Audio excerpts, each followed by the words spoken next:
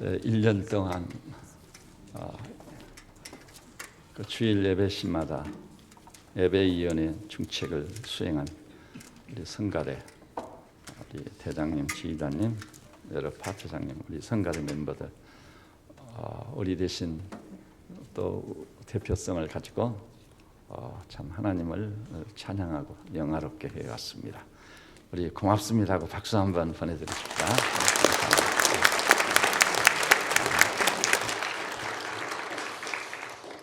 그리고 우리 옆에 계신 교우들하고 이 2부 예배로서는 마지막인데 정말 진실을 담아서 인사말을 나누고 서로 축복해 주십시다. 지난 한 해 동안 감사했습니다. 사랑합니다. 축복합니다. 이렇게.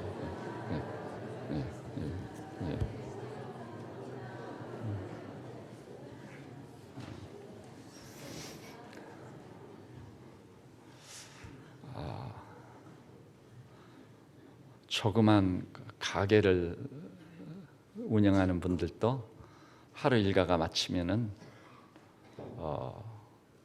나름대로 결산을 봅니다. 오늘 매상은 어느 정도 올렸는지, 이익금은 얼마나 남았는지 하루 결산을 하는 것입니다. 물론 또 1년이 지나다 보면 신문에 보니까 대기업들도 결산 광고를 낸 것을 볼 수 있습니다. 세상에서도요, 결산이란 참 중요한 것입니다. 근데요, 세상의 결산은요, 중요한 건 사실이지만 그렇게 중요하지는 않아요. 문제는 하나님과 나와의 관계에서 봐야 되는 영적 결산이 중요하다. 왜 그러냐면요, 오늘의 영적 결산은요, 최후의 결산을 대비하는 것이기 때문에. 그리고 이 최후의 결산, 소위 마지막 심판대죠. 거기서 결산을 어떻게 받느냐에 따라서 우리의 영원한 운명이 좌우되는 것입니다. 잊지 마십시오. 반드시 그날이 옵니다. 한번 죽는 것은 정해진 것입니다. 그 후에는 심판이 있으리라. 어미로운 말씀이에요. 우리가 하나님의 말씀 하찮게 여겨가지고요, 대수롭지 않게 여기면 선악을 알게 하는 실과는 먹지 말라. 그것을 먹는 날은 정령 죽으리라. 그럼 그거 하나 따먹는 것이 정령 죽으리라? 대수롭지 않게 여겼어요. 그 결과는 무엇입니까? 정령 죽게 됐습니다. 우리의 현실입니다. 반면에요, 주의 말씀을 적은 말씀이라도 즉 소중히 여겨 살았고 운동력 있는 하나님의 말씀이 되게끔 받는 거예요. 내게 성령의 검이 되게끔 받는 거예요. 반석같이 굳은 마음도 쳐서 부스러뜨리는 방망이와 같은 말씀을 받는다면 우리는 하나님께서 보실 때도 인정해 줄 만큼 복되고 영광스러운 존재로 세워지고 그런 걸작으로서 신앙생활, 우리 인생을 엮어갈 수 있는 줄 믿으시기 바랍니다.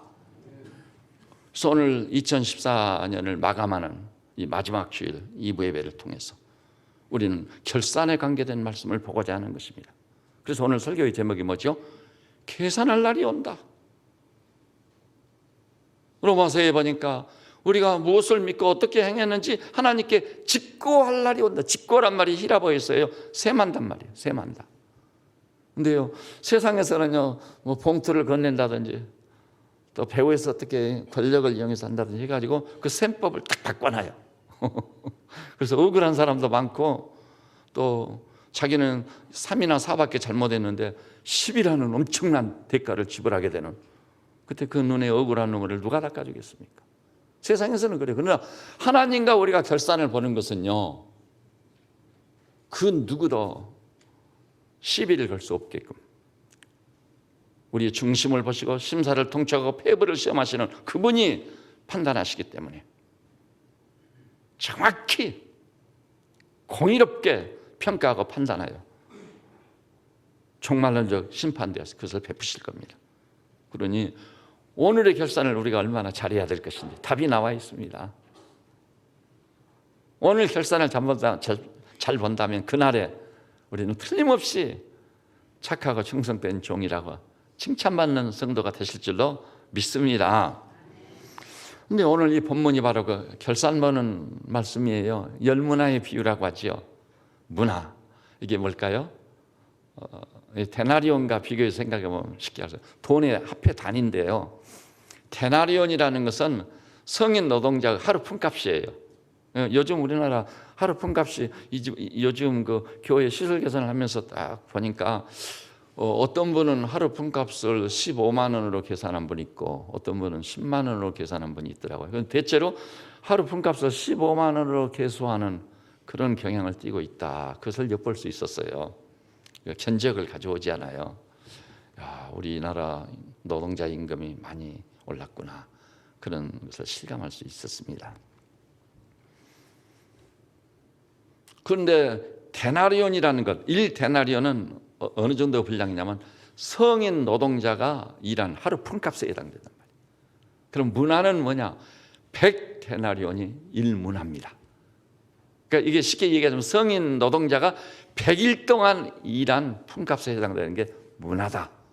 그리고 문화는 소위 동전이 그 은으로 돼 있어요. 그래서 어떤 성경은 은전이라고도 번역하는 곳이 있습니다. 근데 오늘 이 본문에 보니까 이 말씀을 하시게 된 배경이 따로 나옵니다.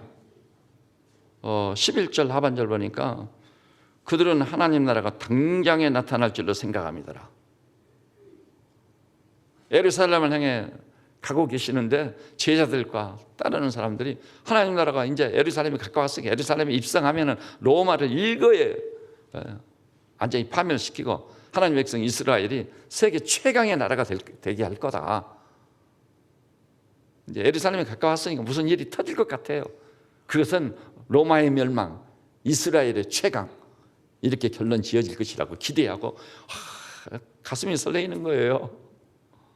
다시 말해서 예수님을 향해서 그들이 가지고 있던 메시아관, 구세주관은 어떤 것이었던 것이죠? 정치적인 것이었어요. 지극히 세상적인 것이었어요. 그런데 주님은 아니시거든요. 우리 주님은 하나님 나라를 세우기 위해서 오신 것이지 세상 나라를 세우기 위해서 오신 것은 아니었던 것입니다. 그래서 12절반이 의도적으로 이르시되 의도적으로 말씀하신 거예요. 어떤 귀인이 왕위를 받아가지고 오려고 먼 나라로 간다. 여기 어떤 귀인은 누구를 두고 말씀하셨겠죠? 예수님 자신이십니다. 이제 십자가에 돌아가실 겁니다. 로마를 멸망시키고 이스라엘을 최강이 되게 하는 그게 아니에요. 십자가에서 돌아가시는 거예요. 인류 구원을 완성하십니다. 3일 만에 무덤을 여시고 마지막 멸망받을 원수 사망을 패배시키고 부활로 승리하실 겁니다. 이거야말로 세상 나라와 상관없이 하나님 나라의 궁극적 승리임을 우리는 알아야 되겠습니다. 우리 인간이 당면한 문제가 뭐예요? 마지막 멸망받을 원수 사망을 확실하게 패배시키고 사망을 대적하여 사망을 너희 쏘는 게 어디에 있으며 너희 이기는 게 어디에 있느냐? 그리스도 예수로 말미암아 우리에게 죽음에 대해서 이기게 하시는 하나님께 감사하노라. 여기 있는 줄 믿습니다. 주님께서 십자가에 죽으시고 3일 만에 부활하시고 하늘나라로 가시는 거예요. 왜 가시느냐? 왕위를 받아가지고 오시려고. 진짜 이제 왕권을 가지고 오시는 거예요. 초림 때는요 왕이시긴 하지만 인류 구속을 완성하기 위해서 하나님 됨도 포기하시고 종의 형체를 입으신 분이에요. 마구간에 오시고 말았어요. 왕이 아니에요. 섬기는 종애들을 친히 보여주셨어요. 그러나 이제 재림하실 때는요 천사장의 나팔소리와 같이 구름을 타고 광희의 영광 중에 오실 것입니다. 그때 땅 위에 있는 왕들은요 계시록에 보니까 산아 내게 무너져라, 바위야 나를 덮어라. 어미롭게 왕권을 가지고 재림하시는 주님의 종말론적 심판을 면할 길이 없으니까 여러분 사실 이 땅에서의 권력이라는 것은 너무나 많은 죄와 관련되어 있어요. 사실 우리가 이 땅을 살면서 우리 조국이 꼭 필요해요. 그럼에도 불구하고 권력을 가진 자들의 그 죄와 악을 어찌 필설로는 행할 수 있겠습니까?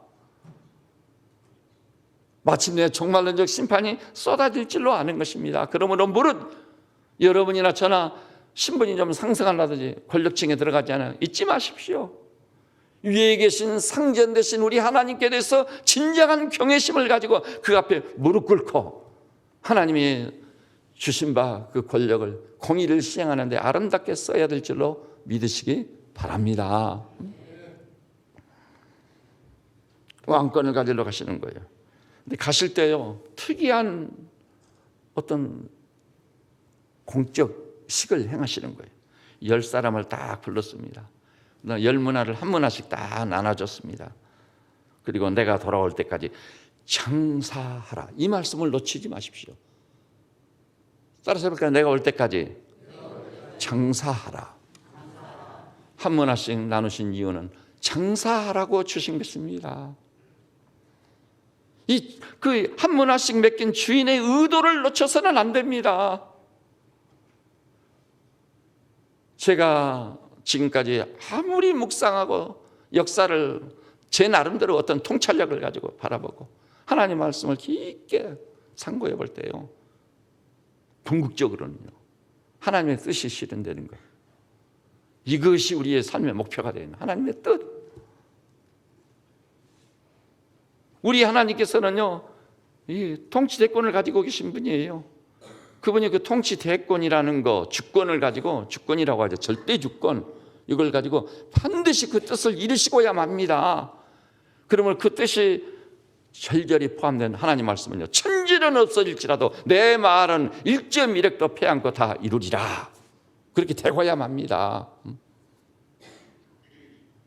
그래서 그분의 그 뜻을 놓쳐서는 결코 안 돼요. 10문화를 왜 나눠주셨을까?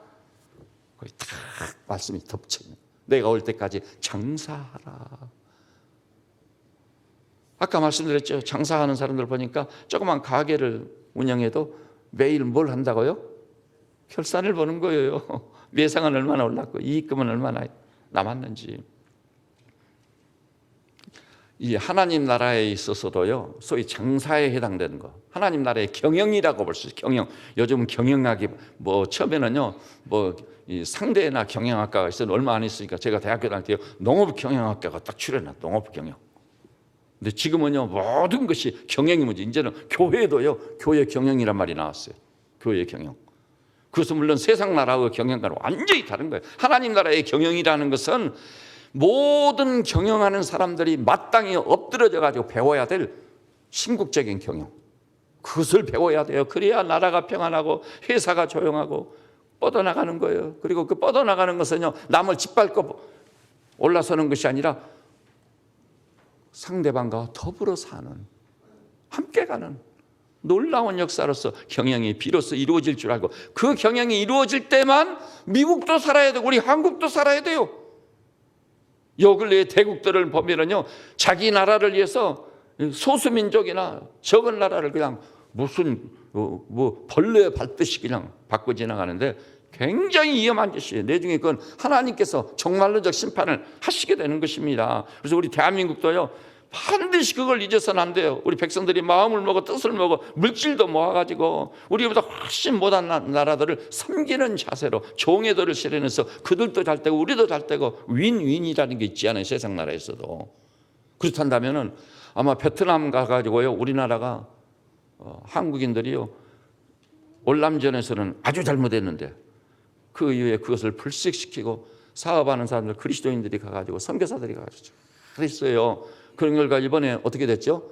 우리 대한민국이 또 베트남에 일본을 제끼고 미국을 제끼고 제일 많이 투자했어요. 70억 달러인가? 맞습니까? 투자했어요. 그래서 신문에 뉴스에 딱 나왔더라고요. 베트남이 우리 한국을 다 쌍수를 들어 환영하고 맞이한 거예요. 왜냐하면 우리 한국적 마인드가요, 베트남에서 선교사님들을 중심으로 해서 당신들도 살고 우리도 살고 당신들의 승리가 우리 승리다. 그러니 환영받을 수밖에요.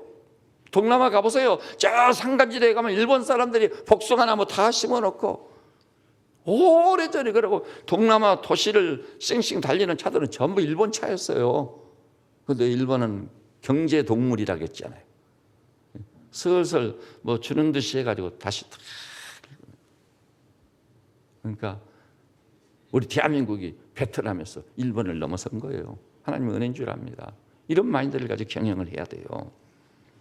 근데 이렇든 저렇든 내가 돌아올 때까지 장사하라. 그런데요, 14절 보니까 어때요? 그 백성이 왕권을 가지고 돌아올 그분을 미워해가지고 사자를 뒤로 살며시 보내서, 자, 이게 악인들이 하는 상투적인 수법이요. 정정당당하게 투명하게 일을 하지 못하고 뒤로 싹 돌아가가지고 우리는 이 사람이 우리 왕됨을 원하지 않습니다. 야, 이거 이 세상 나라의 방법이에요. 그래서 세상 사람들은 이것을 뭐라고 말하죠? 뒤통수를 친다고 말해요. 가만히 있는데 그냥 갑자기 와가지고 뒤통수를 치니 믿거라고 가만히 있는데요. 치명적인 거죠. 이 세상 나라가 일하는 방식은 그거예요. 우리는 저 사람이 우리 왕됨을 원치 않습니다. 그러니까 우선요, 왕 대신 그분의 사랑과 긍휼과 자비를 탁 거부하고 그 사람을 배격했습니다. 그럼에도 불구하고 하나님 나라의 왕국은 실패로 끝나지 않는 거예요. 마침내 15절 보니 귀인이 왕위를 받아가지고 돌아왔습니다. 그래서 은하를 준 종들이 각각 어떻게 장사해야 하는지를 알고자 하여 그들을 불렀다. 여러분 기억하십시오. 이 15절 이 말씀이 아주 중요해요. 문화를 한 사람씩 다 맡겨주고요, 그것으로 끝이 아니에요. 반드시 평가받게 될 날이 오는 거예요. 은하를 준 종들이 각각 어떻게 장사하였는지, 아까 은하를 주면서 뭐 하라고요? 장사하라고 하셨기 때문에 어떻게 장사했는지, 어떻게 이 날이 온단 말이에요. 알고자 하여 그들을 불렀습니다. 그때 10문화가 한 문화씩 딱 나누어졌는데요, 그 10사람이요 2종류의 사람으로 나뉘는 겁니다. 대표적인 사람을 보니까 한 사람은 와서 보고를 합니다. 주인님, 주신 한 문화를 가지고 장사해서 10문화를 남겼습니다. 주인이 감격해가지고 10고을을 통치해라. 굉장한 상을 줬습니다. 통치의 반열을 세워주신 거예요. 통치의 반열. 사실 주 예수 그리스도와 더불어 우리들도 세상 나라를 통치하는 그날이 올 줄로 믿으시기를 바랍니다. 응? 그리고 또 한 사람이 왔는데 그 사람은 한 문화를 가지고 5문화를 남겼습니다. 너도 충성스러운 종이구나. 그래서 네가 지극히 작은 것에 충성했으니 5고을 권세를 차지하거라. 5고을을 치리할 수 있는 통치권을 딱 주시는 거예요. 근데 여기서 오해해서는 안 될 것이요, 이 10문화 남긴 사람, 5문화 남긴 사람은 그만큼 능력이 있다는 얘기일까요? 그럼 능력 없는 사람은 어떻게 되란 말이에요? 근데 뒤에 보니까요, 이제 또 한 종류의 사람이 있어요. 한 문화를 가지고 그 사람은 수건으로 탁 싸놨어요. 주인이 오시니까 한 문화 그대로 갖다 드립니다. 주인의 돈을 받으셔서 당신의 한 문화가 여기 있습니다. 내가 수건으로 싸뒀다가 가져왔습니다. 그러면서 21절에 이는 당신이 엄한 사람인 것을 내가 무서워함이라. 당신은 두지 않은 것을 취하는 사람이고 심지 않은 것을 거두려는 사람입니다. 이럴 수가 있어요. 주인에 대한 완전한 오해, 곡해인 거예요. 여러분, 우리 주님이요 두지 않은 것을 찾는 분이신가요? 심지도 않고 거두려는 분이신가요? 아닙니다. 저는 어렸을 때 성장 과정에서요, 제 가슴팍에 탁 새겨진 말씀 중에 하나 시편에 있지 않아요? 눈물로 씨를 뿌리는 자는 기쁨으로 그 단을 가져오리라. 눈물로 뿌리는 시기와 과정이 있어야 되겠구나. 그러면 하나님이 보면 틀림없이 기쁨으로 단을 거둘 때가 올 것이다. 한번 따라서 볼까요? 저 갈라디아 5장에 보니까 무엇으로 심든지 그대로 거두리라. 심는 건 자유예요. 안 심어도 되고 심어도 되고, 심는 건 자유. 많이 심어도 되고 적게 심어도 되고. 근데 거둘 때는 자유가 아니에요. 오직 어떻게? 심는 대로 거둘 수밖에 없습니다. 이게 하나님의 법입니다. 철칙입니다. 그런데 이 사람은 그 주님을 크게 곡해해가지고 당신은 심지 않은 데서 거두는, 심지 않은 데서 거두려고 하는 사람은 어떤 사람이죠? 요즘 표현법을 쓰자면은 날강도지요. 오늘 조금 강단 용어를 적합하지 않은 거친 용어들이 나오긴 하는데 날강도예요. 날강도는 심지도 않고 거들라고 하니까 어때요? 어느 날 갑자기 복면을 딱 하고 칼을 품고 들어가서 주인을 위협해가지고 단번에 그 귀금속을 약탈해서 도둑질해서 가지고 나오잖아요. 뭐죠? 심지도 않고 거들려고 하는. 지금 그런 사람 때문에 이 세상이 아수라장이지 않아요.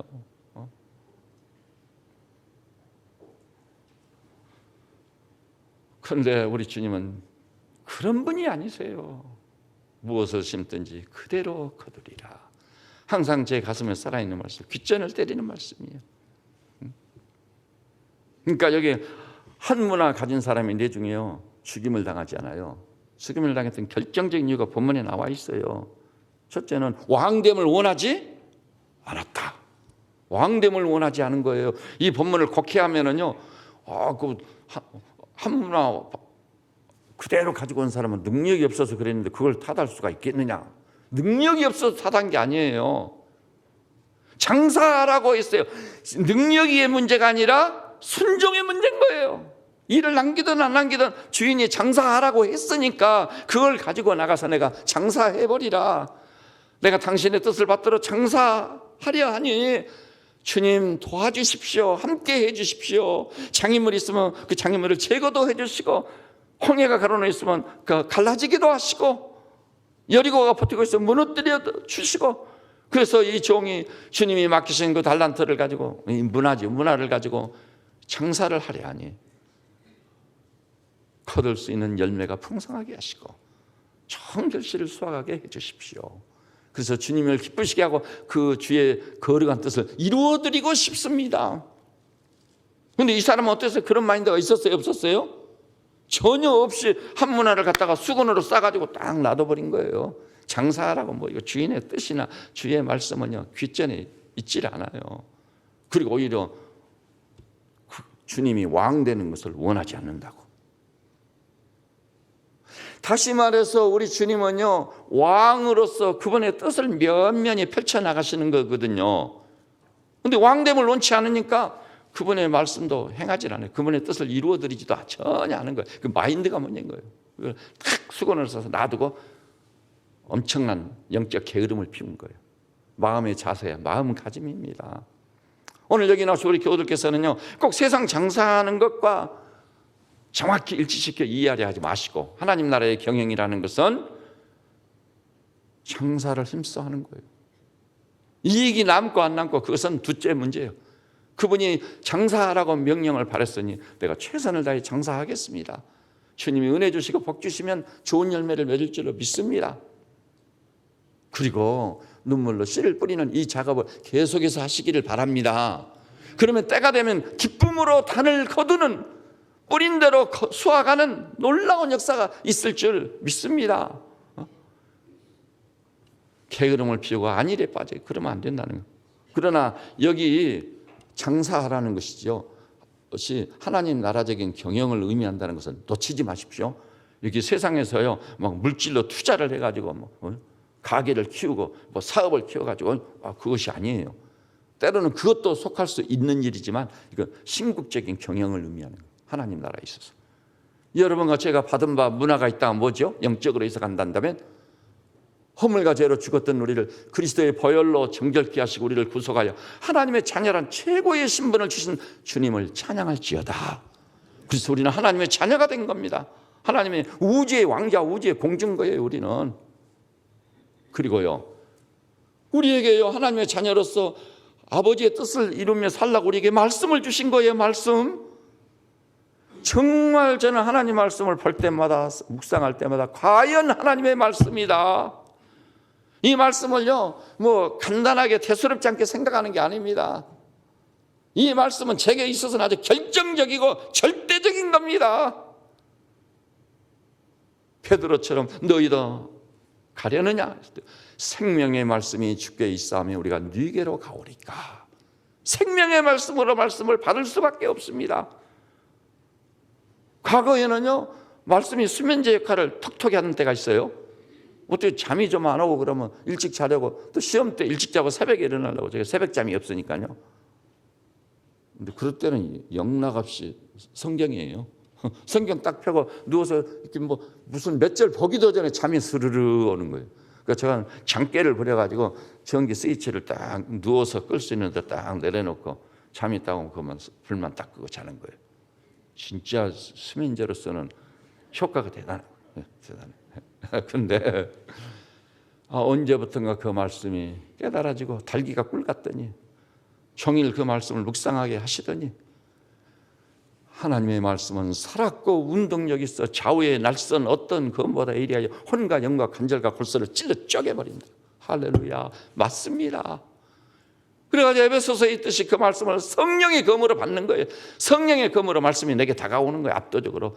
그래서 성령의 검으로 내게 다가오니까 병든 심령을 수술해버리는 거예요. 죄들, 악들, 은폐된 죄 수술해가지고 새롭게 빚어넣는 거예요.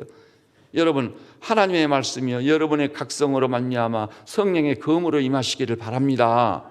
그게 내게 복이 돼요.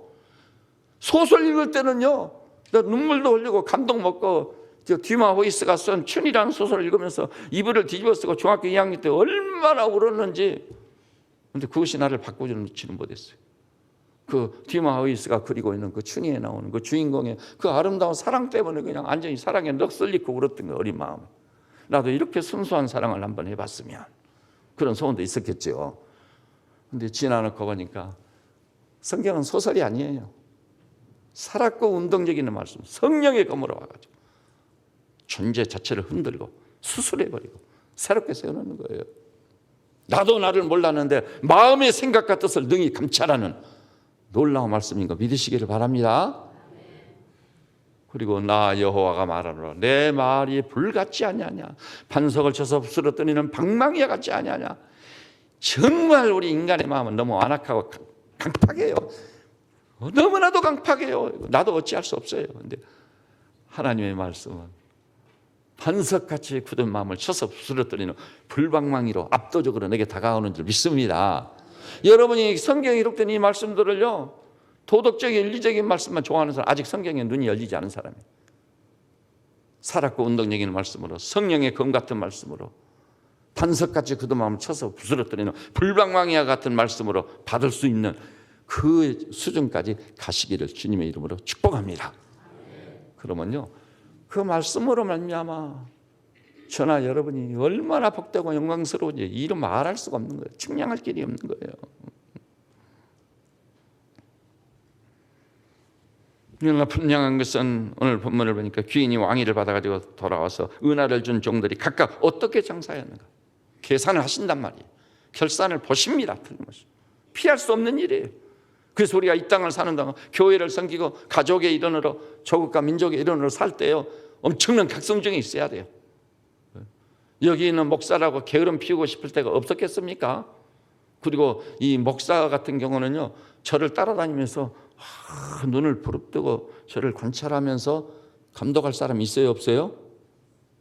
없어요. 여러분 다 직장 출근해버리고 제가 알아서 하는 거죠. 그러니까 목사는 편하려면 한없이 편하고 사역을 하려고 하면은요 끝이 없어요. 불철주야 밤잠 자지 않고 해도 못 다해요 사역이. 하나님과의 저와의 관계인 거죠. 목사님들도 뭐 이 노예나 이미 총회 가가지고 정치 나고 다니는 사람들이 그 얼마예요. 그런데 의도적으로 우리 하나님께서 정치를 완전히 외면하게 만드시더라고요. 외면하게. 우리 노예에서 저보고 노예장 하라고 투표를 통해 딱 뽑아줬는데 제가 안 한다고 끝까지 사양을 해버렸고요. 그 다음에가 됐어요. 그랬더니 후배들이 목사님이 그러고 계시면 되느냐고. 또 우리를 봐서라도. 그래가지고 할 수 없이 그 사람들 막 강압이라고 할까? 그 때문에 노예장 딱 한 번 하고 총회 한 번 딱 하고 그것으로 마감 딱 해버렸어요. 그랬더니 지금 노예에서는요 항상 총회가 열리면은 영구 총대로 좀 가주시라고. 왜냐하면 제 동기들이요 지금 총회장이거든요. 제 동기들이 다 킹메이커들이요. 뭐 GMS도 디렉터요. 또 목회신하고 오는 자이고 총신대 재단 이사장이고 자기들이 다 장학을 해서 하고 있는 거예요. 신학교 다닐 때는 공부도 못하고 실력도 없고 영역도 없는 사람들인데 그런 사람들이 다 기라성 같은 권성수 박사, 김정우 박사, 저 박영선 목사 이 사람들은 목회한이라고 지교에서 그러고 있는 거예요.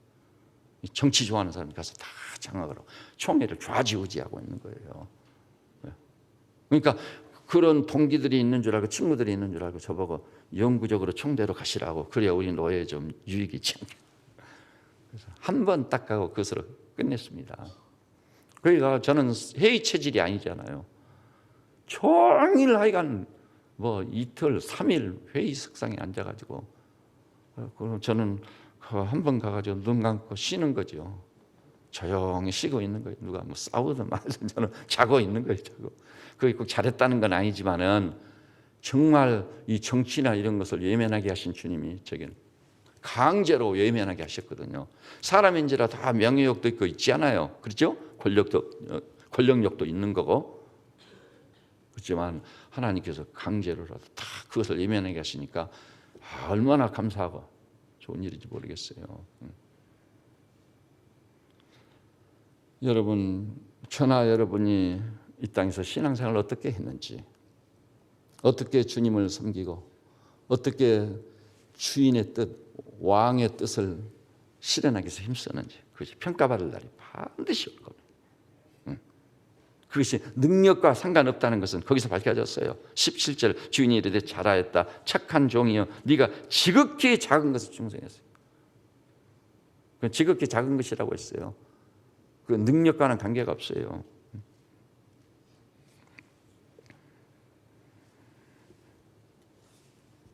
거기서는요 얼마만큼 이익을 남겼느냐, 어떻게 하나님 나라적인 마인드를 가지고 하나님 나라의 경영에 동참해서 눈물로 기도하고 하나님의 말씀을 증거하는 데 힘쓰고, 그다음에 이 말씀과 기도가 그렇게 중요한 건 사실이지만 그럼에도 불구하고요 제일 중요한 것은요 말씀을 지켜 행하는 거예요. 기도도요 무엇을 구해가지고 받아내겠다는 뜻보다는 내가 이 말씀을 지켜 행할 수 있도록 능력을 주십시오. 말씀을 지키려는 데 포커스가 맞춰져야 되는 기도도. 이럴 때요 말씀은 생명의 양식이 되는 것이고 또 기도는 영혼의 호흡이 되는 거예요. 호흡. 두 가지가 얼마나 중요합니까? 우리 생명을 연장하는 데 직결되는 거예요. 생명을 유지하는 데 직결되는 것이 양식이요 호흡입니다. 그것이 말씀과 기도예요. 지난 1년을 돌아보면서 여러분 혹시 말씀과 기도를 소홀히 했다면 깊이 회개하십시다. 회개. 그래서 한번 여러분이요 말씀을 덮어두고 또 호흡을 쉬고 여러분 지혜와 청명을 기울여 가지고 전력 투구해서 1년 동안 영을 써봤지만 되든가요? 안 돼요. 하나님의 말씀을 붙잡고 기도의 불을 떼면서 생명의 양식을 취함으로 새 힘을 얻어가지고 젊은 독수리가 되고 호흡을 통해서요 영혼의 호흡이 있죠. 하나님과의 관계가 아주 친밀해지고 혼자 사는 것이 아니라 하나님과 더불어 사는 이런 하나님의 종들이 되셔서 한번 새롭게 해보십시오. 그러면 말씀 보고 기도하는 시간이 낭비가 아니었네. 그걸 알게 될 줄로 믿으시기 바랍니다. 흔히 사람들은요 교회 와서 예배드리고 말씀도 공부하고 기도에 부를 때는 거 시간의 낭비를 생각해. 그건 허비가 아니에요. 말씀 없이 기도 없이 살았던 삶이 사실은 낭비요 허비인 겁니다. 여러분 우리 인간사라는 것이요 능력이 있다고 잘 되는 게 아니에요. 또 어떤 지혜와 청명이 있다고 잘 되는 게 아니에요. 제한적입니다. 그것은 하나님의 말씀을 붙잡고 기도의 불을 떼면서 믿음으로 진격해 가면은 그 말씀을 내신 신적 수준과 차원을 우리가 살게 되는 줄 믿으시기 바랍니다.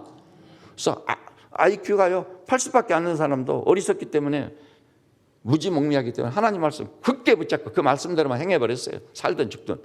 그러면 그런 신적 차원을 사는 거예요. 놀라운 역사가 있는 것입니다. 다른 면에서 접근해 가시도록 하세요. 그리고 여러분 우리가 영적인 신앙생활을 평가하고 판단하는 데 있어서요 전도라는 게 있잖아요. 내가 예수님을 구원자로 발견하면 그 그리스도를 입으로 시인하지 않고는 견딜 수가 없는 거예요. 한 영혼을 천하보다 귀하게 여기게 돼 있는 거예요. 그래서 전도를 뭐라고 하죠? 영혼의 운동이라고. 운동. 요즘 운동에 열풍이 불었죠. 굉장합니다 지금. 제가 얼마 전에 운동기구 하나 사볼까 하고 여기 능글상거리에서 강지 쪽으로 하는데 헬스 그 가게가 있거든요. 거기 가서 이것저것 물어보니까요, 야, 그분이 사장님이 직접 시범을 보이면서 운동기구를 설명하는데, 요즘처럼 나는 그런 희한한 운동기구 있다는 것을 새롭게 알고 깜짝 놀랐습니다. 별의별 운동기구가 다 있더라고요. 여지가지로 운동하게 만드는 거예요. 근데 가만히 속셈을 보니까 사람들 주머니에서 돈을 꺼내가려고 아이디어들이 비상한 거예요. 비상해요. 사실 안 사고 왔습니다만은, 안 사는지 못 사는지 잘은 모르겠습니다. 그냥 왔어요. 근데 이렇든 운동 열병이 분 이유는 뭐죠? 우리 건강을 유지하는데, 생명이 약동하는 삶을 사는데 운동이 결정적이니까. 운동 안 하면 안 됩니다, 여러분. 근데 영혼이 운동이 뭐라고요? 전도입니다, 전도. 이상하게 복음을 전하면 내가 살아요. 내 속사람이요, 활기차죠. 제가 살고 있는 아파트였어요. 다 알지 않아요, 목사인 줄. 이웃분들, 또 관리소의 직원들, 관리소장님 다 관계성이 있지 않아요. 근데 제가 목사라는 걸 다 알고, 또 저도 그분들에게 복음으로 접근해야 되겠다 해가지고 이 복음으로 그분들을 섬기기를 시작해봤어요. 처음에는 다들 5층, 7층 올라가는 그 사인 있잖아요. 엘리베이터 딱 타면 그곳에 시선이 다 집중돼 있거든요. 그것만 바라보고 있어. 몇 층까지 가는가. 가만히 있어도 땡 할 텐데. 서로 그래서 쑥스럽고 소통이 전혀 안 되고, 분위기가, 엘리베이터 분위기가 굉장히 무거운 거예요. 그것을 탁 깨고, 어쩌면 요 큰애가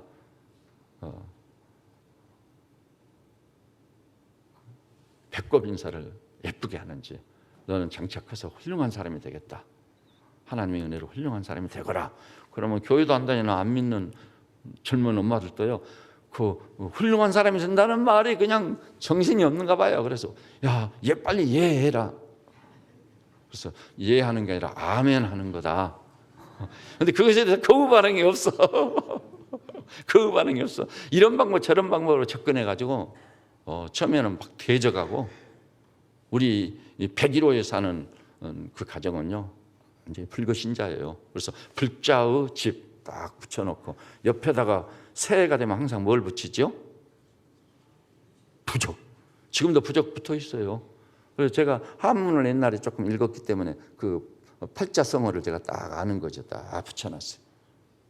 근데 오퍼업사무소에 일 보러 가는데 그 집 아주머니가 뭐 일일 봉사한다고 나와 계시더라고요. 그러더니 저를 발견하고 그렇게 반가워서, 목사님이 뭐 읍사무소에 웬일이시냐고 이리 오셔서 차 한잔 하시고.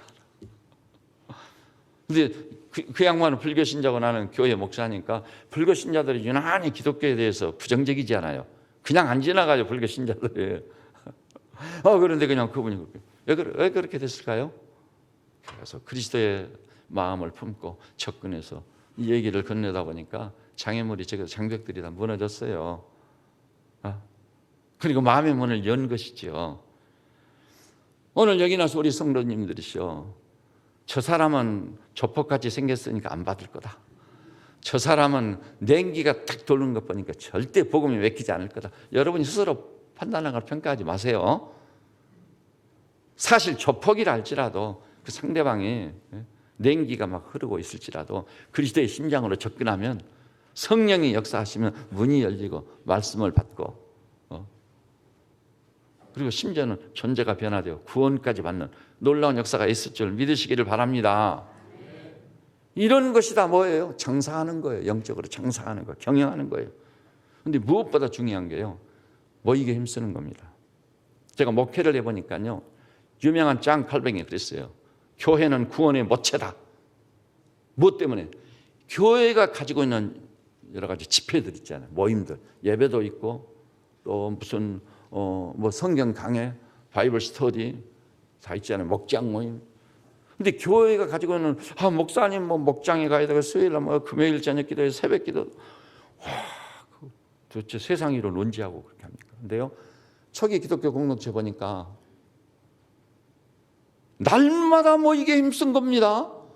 그리고 초기 기독교 공동체 흔적을 들여다보면요, 우리는 1시간 많이 걸려봐야 반이면 예배가 딱 끝나는, 그 사람들은 한번 모였다 하면 3시간 이상이에요. 3시간 이상. 그렇게 모이게 힘쓰고 모여서 이렇게 기도하고 말씀 삼하고 형제자매 교제하고 서로 격려하고 권면하고. 그러면 그 사람들은 아무것도 하지 못하고 돈도 못 벌고 직장에서 승진도 못하고 그랬게요? 아닙니다. 아니에요. 여러분, 내가 내 힘으로 하려다 보면은요, 맥이 파요. 지치고 피곤하기만 해요. 근데 깊이 기도해서 하나님이 그 일에 개입하시겠다 하면, 하나님이 주도하시게 하면, 나는 힘을 안 썼는데 더 놀라운 역사가 나타날 줄 믿으시기 바랍니다. 그래, 여러분 그걸 알아야 돼요. 그래서 항상 제가 여러분이 늘 따라서 해서 기억하시죠? 한번 따라서 볼게요. 기도란 생산성이 가장 높은 최대의 노동이다. 기도가 시간의 허비나 낭비가 아니에요. 주님과의 관계에서 그 주님의 마음을 얻어버리면 여러분은 힘을 안 썼는데 저절로 되는 거예요. 누가 요한복음 15장 있잖아요. 포도나무, 나는 포도나무, 너희는 가지다. 그래서 포도나무 가지가 원줄기에 딱 붙어 있기만 하면 가지는 어떻게 열매를 맺는다고요? 절로 열매를 맺나니. 여러분, 절로 열매를 맺는 그 길을 달려가시기를 주님의 이름으로 축복합니다. 밤잠 설치며 이런 생각 저런 생각 그렇게 해가지고 안 돼요. 밤잠 설치지 마시고 이 교회가 가지고 있는 공적 집회에 오십시오. 그러면요, 다양한 말씀을 듣고 이 주일날 이 예배에 한번 참여해가지고 여러분이 받는 말씀은요, 그 말씀이라고 보기도 어려워요. 왜냐하면 다른 날 제가 말씀 강의할 때는요, 완전히 순도 100%의 말씀을 증거하지 않아요. 제가 에베소서도 다 했습니다. 빌립보서도 다 했습니다. 언젠가는 새벽에 제가 요한계시록도 다 했습니다. 시편도 다 했습니다. 창세기도 다 했습니다. 그런 말씀을 다 들었단다면 우리가 말씀으로 얼마나 심령이 부여했겠습니까? 새해부터는요, 지난 한 해를 거울로 삼아 한번 구원의 모체로서 교회의 힘을 인식하시고 교회가 가지고 있는 공적 집회에 최선을 다해 참여해 보시기를 바랍니다. 그것이 습관화되면요, 그것이 여러분의 복이 되고 여러분 집안의 복이 될 것입니다. 그리고 자녀들한테도요, 우리 선진께서는 주일 각종 집회에 빠진 일이 없었다. 저도 인상 깊게 남은 것 중에 하나가 저희 선친이 아버님이 서울까지 오셔가지고요, 아니 서울에 있는 아들이 나간 교회도 나가고 그러면 좋으련만 기어이 고향교회를 가겠다고 가버리세요. 새벽같이 일어나서 가시는 거예요. 고향교회를 간다는 거예요. 고향교회나 여기 있는 교회는 똑같은데, 근데 고향교회, 자기 성기는 교회에 대한 정성이 너무나 지금 그래서 거기 인상 깊게 남아있어요. 그래서 새벽 2시, 3시면 일찍 일어나셔가지고 그저 뭘 위해 기도하시는지는 잘 모르겠어요. 뭐 거적대게 쓰고 있는 거리에 있는 거지들을 목포에 자주 다니셨거든요. 그래가지고 그 다음날 갔더니 얼어 죽었는지, 너무 추우니까요, 잘 곳이 없잖아요. 6.25 직후에는. 얼어 죽었는지 없더라. 따뜻한 빵도 사다 주고 물도 떠다가 주고 그랬는데 집까지는 마련해 주지 못했잖아요.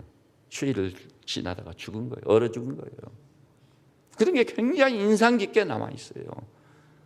여러분, 여러분이 소속에는 여러분의 가정을요, 이렇게 신앙의 명문 대가로 이루셔서 장사, 영적인 장사, 하나님 나라적 경영에 승리하는 하나님의 종들이 되시기를 우리 주님의 이름으로 축복합니다. 그래서 우리가 소속해 있는 대한민국도요, 세상 나라가 되게 하면 아수라장이요. 세상 나라는 원래 아수라장이요. 너 죽고 나 죽고 하자는 거예요. 네가 죽어야 내가 살고, 내가 이겨야 너는 패배다. 이게 세상 논리잖아요. 근데 하나님 나라의 경영은 그게 아니에요. 서로 더불어 내가 존재하는 일은 너를 살리기 위해서, 네가 살아야 내가 살고, 네가 행복해야 내가 행복하고, 이것이 하나님 나라의 진정한 경영인데, 이런 신국적 경영을 통해서만 세상 나라도 행복하고 세상 나라도 굳건히 세워져 가는 거 믿으시기를 바랍니다. 지금 세상에 이 경제가 이렇게 어려운 것도요, 저는 경제학을 전공한 사람 아니에요. 그래도 대학 다닐 때 제가 경제학 원론 공부 열심히 했습니다. 그리고 더 나아가서 목사로서요, 하나님 나라의 경제 원리를 제가 늘 생각하고 묵상하고 책도 보고 하거든. 신국적 경영. 하나님 나라의 경영의 기본 ABC는 뭐죠? 눈물로 씨를 뿌려 기쁨으로 단을 거두는 거예요. 우리지도 않는데 거두는 것은 세상 경제 이거요. 그래서 세상 경제학 원론을 딱 보면 서론에 뭐라고 그랬죠? 경제란 뭐냐? 최선을 다해 적게 심어가지고 많이 거두는 거다. 도둑놈이 되라는 교훈을 주고 서문부터 우리나라에 내놓으라는 경제학자들이 서론에 그렇게 다 썼어요. 그런데 하나님께서는 아니다. 무엇을 심든지 그대로 거두리라. 하나님 나라의 경영을 습득해서 신국적 경영을 통해 진정한 승리, 이웃까지 행복하게 만드는 하나님 나라의 일꾼들이 꼭 되시기를 주님의 이름으로 축복합니다. 그래서요, 이제 얼마 안 있으면 새해를 맞이할 겁니다. 여러분, 혹시 이렇게 생각하시는 분 있으실 수 있어요. 교우들 가운데 그런 분들이 많아요. 나는 지난 1년 해고 볼 때 죄 지은 일이 없다. 살인을 내가 했나, 간음을 했나, 도적질을 했나, 남을 특별히 속이기를 했나. 나는 건강하게 살았고 범죄치 않고 살았다. 하나님이 이렇게 말씀해 버립니다. 세대원을 통해 토끼가 이미 나무 뿌리에 놓였으니 좋은 열매 맺지 아니하는 나무마다 지켜버려 던지오리라. 불에 던지오는 최고의 죄가 뭐라고요? 좋은 열매 맺지 않은 거예요. 도둑질 안 했다고요? 살인 안 했다고요? 아닙니다. 좋은 열매 맺지 아니하는 나무마다 찍어 버려 던져버려. 그것이 죄 중에 죄인 거예요. 적극적인 의미에서는 진짜 죄는 그거예요. 오늘 본문만 봐도 한문화 그대로 가지고 갔더니 그거 내중에 죽임을 당하게 되잖아요. 그것이 진짜 죄인 거예요. 그것이 진짜 죄입니다, 여러분. 그래서 여러분은요, 좋은 열매를 맺는 하나님의 종들이 되시기를 바랍니다. 근데 좋은 열매 맺으려면요, 방금 제가 말씀드린 하나님 말씀, 영혼의 호흡, 또 영적인 운동, 그것을 위해서 또 교회의 각종 집회에 최선을 다해 참여해서 은혜를 받는 거예요. 직장에서도 양해를 구하고, 오늘은 제가 이 예배 드리는 일찍 가봐야 돼. 여기 안 가면 나는 죽는다고. 그 정도로 말하고 나서 그러면 저 친구 도대체 직장인이야 뭐야 이렇게. 일이 이렇게 남았는데 저만 혼자 빠져나가서 예배 드리러 간다고. 제가 군대에서 그랬거든요. CPX가 걸렸는데 제가 교회 가야 되겠습니다 하고 가니까는 이 중령 대령들도 그래요. 너는 도대체 어떻게 생각해보니 이 CPX라는 건 뭐라고 그러죠? 전시 상황인데 무슨 예배냐. 그래도 진짜 전쟁은 아니니까, 전쟁 연습이니까 저는 예배 드리러 가야 되겠습니다. 새까만 쫄병이 그러니까 완전히 미움 바치는 거예요. 그런데 내 중에는 인정을 해주더라고요. 그리고 제가 이런 평가를 받았어요. 양일병이야말로 진짜 그리스도인이다.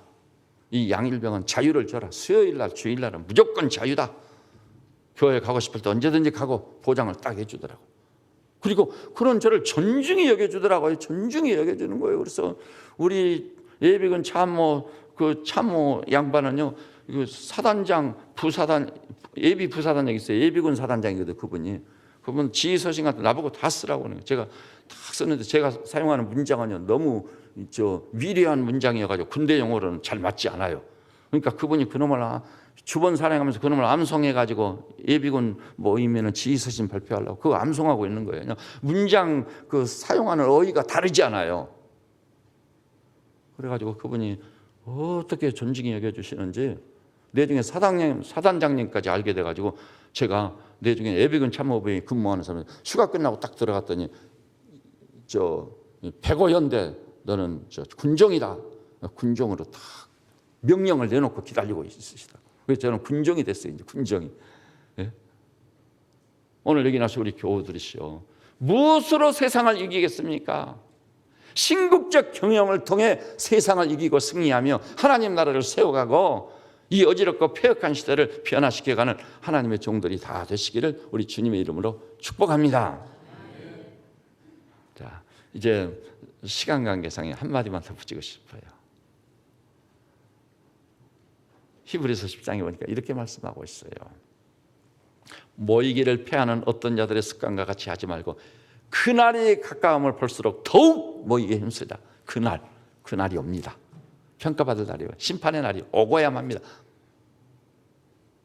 그때 모이기에 힘써서 말씀을 받기에 힘쓰고 말씀대로 살고 지키기에 힘썼던 하나님의 백성들은 틀림없이 신국적 경영에 승리할 것이고 착하고 충성된 종이라고 10고울을 치리하고 5고울을 치리하는 영광에 참여하게 될 줄로 믿습니다. 기도하십시다. 주님, 지난 1년 동안 국내외적으로 참으로 어지럽고 혼란스러웠습니다. 1년여 동안 세계 전역에서 종말론적 조짐들이 있었습니다. 천기만 분별하는 것이 아니라 때를 분별하는 하나님의 백성 되게 하신 것을 감사하고 찬송합니다. 세뱃제는 모든 약물이를 1년을 돌아보면서 주님 앞에서 크게 회개해서 오 주님, 신앙의 기본기에 철저히 임함으로 인해 또 교회의 각종 집회에 전력 투구해서 참여함으로 말씀을 받고 호흡처럼 기도하고 또 갈 길을 알고 분별력을 가지고 이렇게 함으로 하나님 나라를 확장하고 확대해 가며 장사를 통해 많은 일을 남기는 하나님의 종들이 되도록 우리를 변화시키고 축복하여 주시옵소서. 예수님의 이름으로 기도드립니다. 아멘. 주신 말씀을